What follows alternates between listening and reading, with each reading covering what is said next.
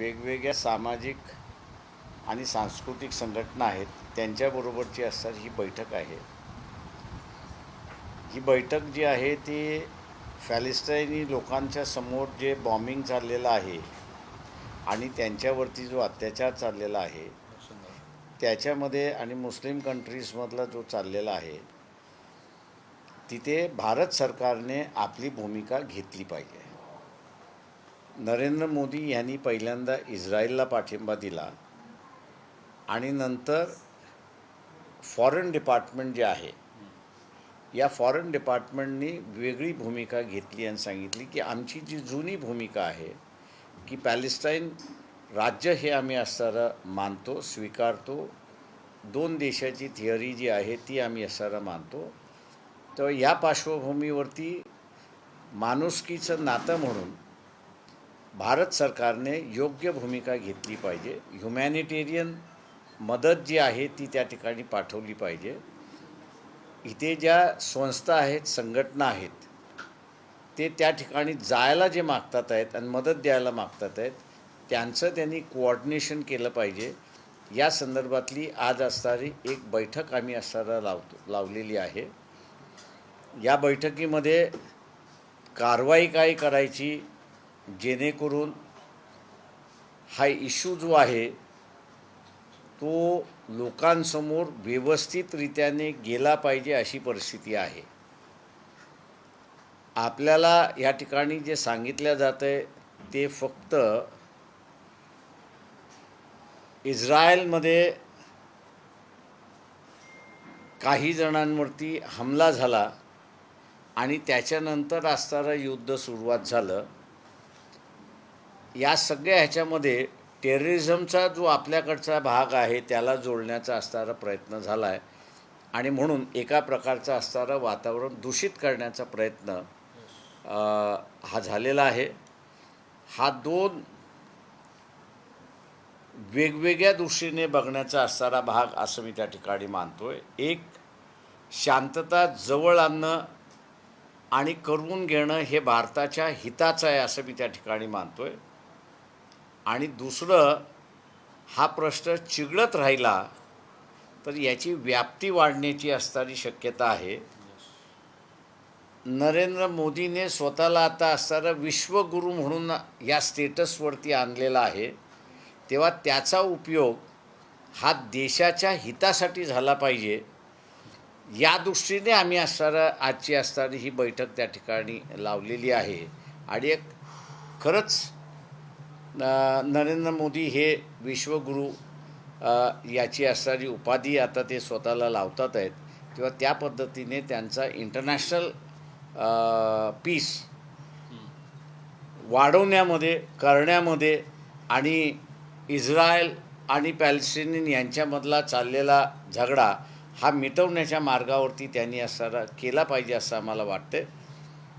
आणि त्यासाठी आजची असणारी ही बैठक बोलवण्यात आलेली आहे. जो निर्णय होईल तो निर्णय आपल्याला कळवण्यात येईल. बाळासाहेब, आपण पाहिलं तर राज्यामध्ये सध्या ओबीसी नेते आणि मराठा समाजातील नेते, ते माझ्या नंतर घ्या ना, तो आता ह्याच्यात कशाला जोडताय? तो वेगळा नाही, तो वेगळा घ्या. या ह्याच्यावरती असेल तर पहिल्यांदाही घ्या, कारण का हा एक महत्त्वाचा आहे. आपण या इश्यूला असणारा अंडर दी कार्पेट सरकवतोय अशी असणारी परिस्थिती आहे.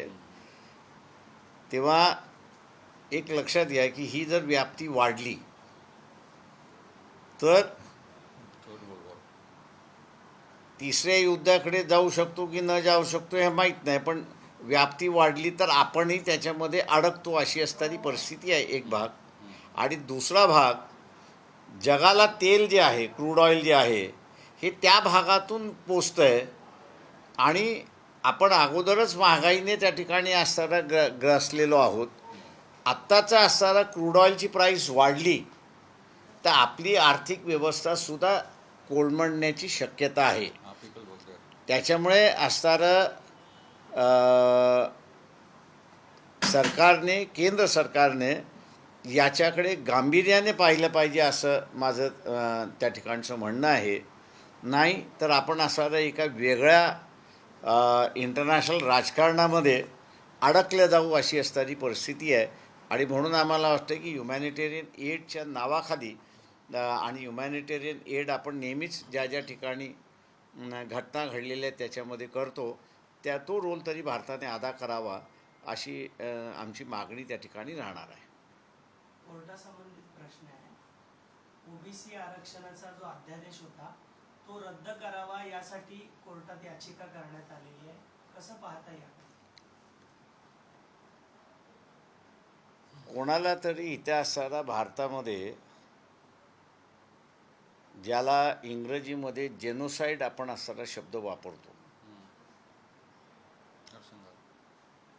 नरसंहार आपण ज्याला हिंदीमध्ये असताना म्हणतो, ती परिस्थिती ह्या देशामध्ये निर्माण करायची असं एकंदरीत दिसतंय. कदाचित गांधी हत्येनंतरची जी परिस्थिती झाली त्याचा वचपा घेण्याचं राजकारण देशभरात चाललंय का याची मला कुठेतरी शंका येते, अशी परिस्थिती आहे.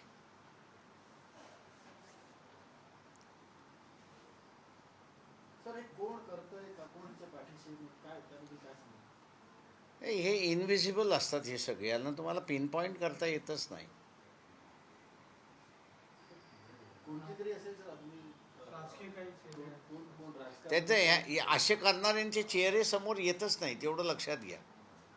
यांना असणारं उत्तर द्यायचं असेल तर लोकांनीच असणारा हे केलं पाहिजे की या कुठल्याही वादामध्ये आम्ही अडकणार नाही, कुठल्याही वादामध्ये आम्ही दगड उचलणार नाही. तर सध्या राज्यात मराठा आरक्षणाचा मुद्दा पेटलेला आहे आणि आताच एक चंद्रशेखर बावनकुळे भाजप महाराष्ट्र अध्यक्षाचं एक स्टेटमेंट आलं आहे की फडणवीसांना 2019 मध्ये जर मुख्यमंत्री होऊ दिलं असतं तर सुप्रीम कोर्टात हे आरक्षण टिकलं असतं असं बावनकुळे म्हणतात. अच्छा, बावनकुळेंनी ह्याचं उत्तर दिलं पाहिजे की सर त्यांचं सुप्रीम कोर्टामध्ये काही सेटिंग मिटिंग आहे का ते सांगा.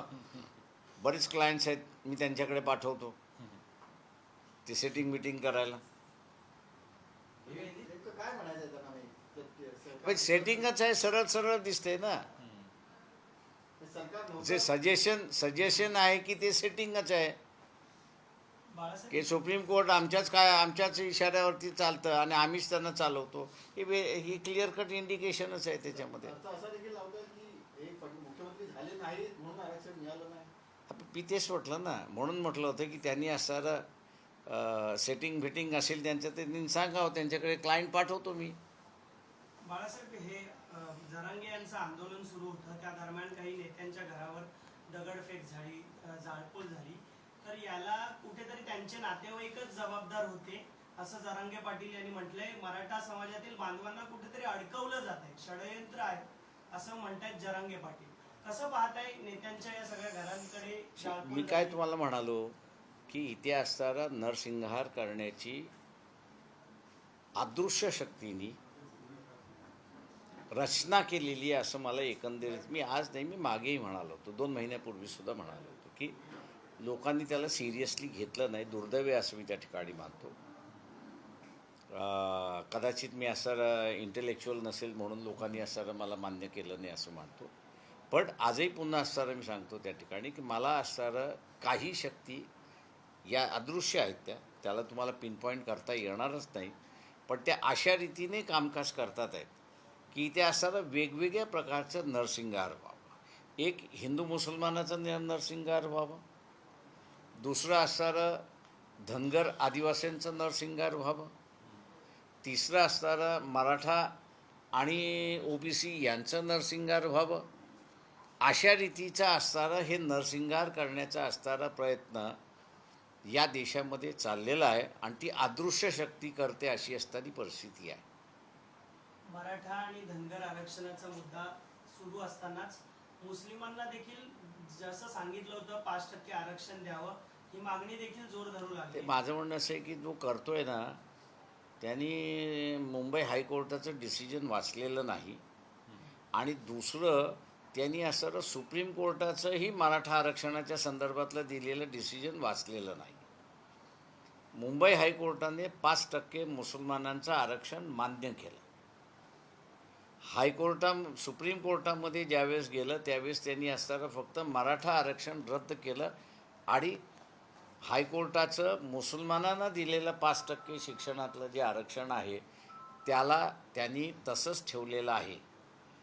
त्याच्यामुळे असणारं जे आंदोलन करतात आहेत की आम्हाला 5% मिळालं पाहिजे, या मागणीपेक्षा त्यांनी मागणी अशी केली पाहिजे की सुप्रीम कोर्टाने आमच्या विरोधात निर्णय दिलेला नाही, त्यामुळे मुंबई हायकोर्टाने आम्हाला जे 5% आरक्षण दिलेलं आहे त्याचं तुम्ही अंमलबजावणी करा.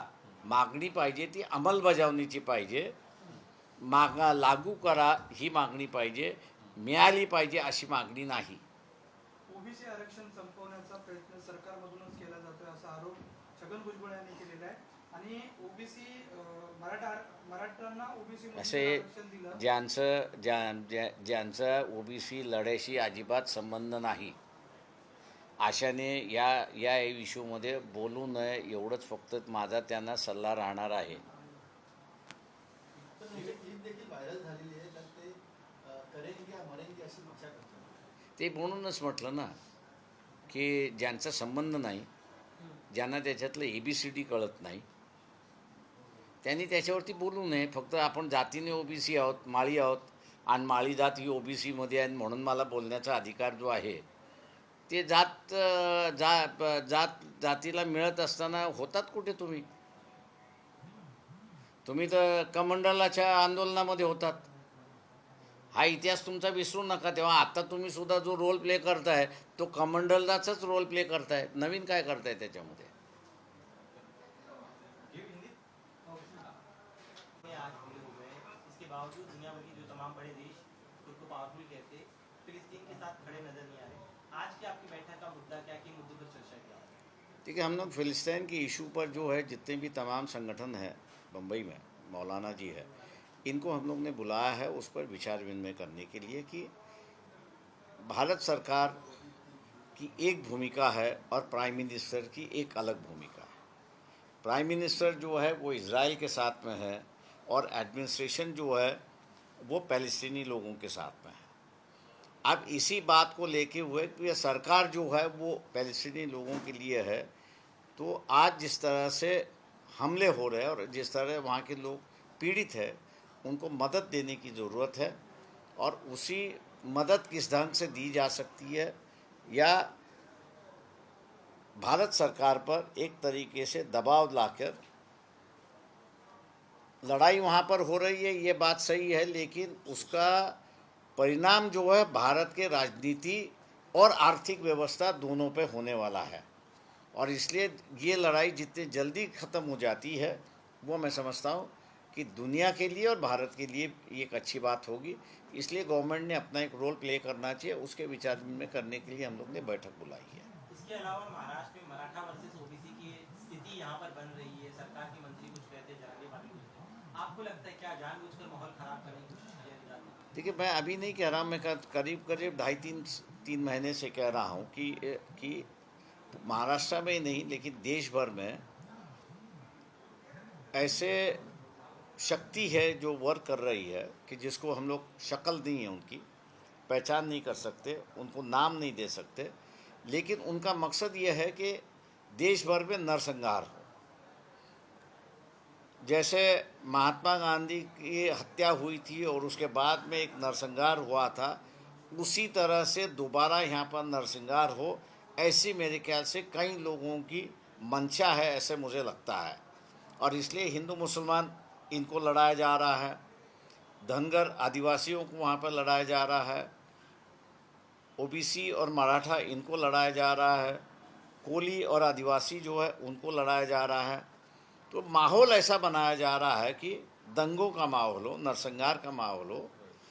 मैं ऐसे परिस्थिति में ना कोई सरकार इस पर कंट्रोल कर पाएगी, ना पुलिस की व्यवस्था यहाँ पर कंट्रोल पाएगी.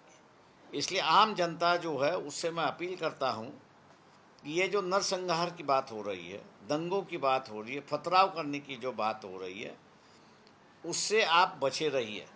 समस्या सबकी है, ऐसा नहीं कि समस्या नहीं है, समस्या है, लेकिन समस्या पथराव से नहीं होगी, मारपीट से नहीं हल होगी, ना यहाँ पर जला के हल पल होगी. सरकार जब तक आप बदलते नहीं हो तब तक इसका कोई रास्ता नहीं निकलेगा, ऐसा मैं कहता हूँ.